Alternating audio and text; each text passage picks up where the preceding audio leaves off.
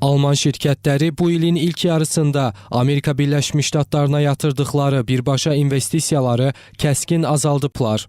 İnvestisiyaların həcmi ötən ilin eyni dövrü ilə müqayisədə təxminən 3,2 azalaraq 4,3 milyard avroya düşüb. Bu, 2023-cü ildən bəri ən aşağı göstərci hesab olunur.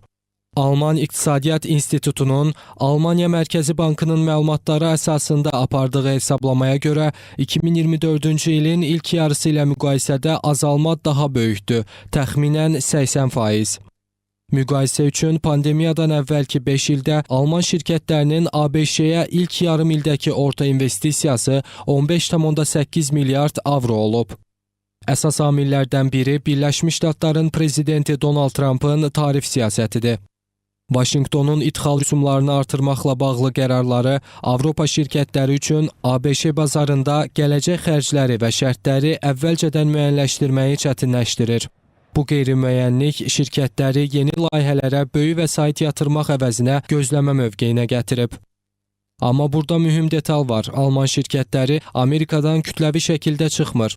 Artıq Amerikada fəaliyyət göstərən şirkətlər əldə etdikləri gəlirləri yenidən həmin bazara yatırmağa davam edirlər. Əsas azalma yeni kapital qoyuluşlarındadır. Bu isə ABŞ bazarının şirkətlər üçün hələ də cəlbedici olduğunu, lakin yeni böyük investisiya qərarlarında ehtiyatlılığın artdığını göstərir. Bu tendensiya davam edərsə, tarif siyasətinin təsiri təkcə malların qiyməti ilə məhdudlaşmaya bilər.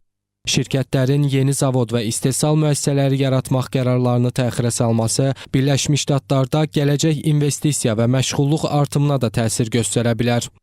Eyni zamanda Almaniya kimi ixracat yönümlü iqtisadiyyat üçün ABŞ bazarında yaranan qeyri-müəyyənlik Avropanın ən böyük iqtisadiyyatına əlavə təzyiq yaradır.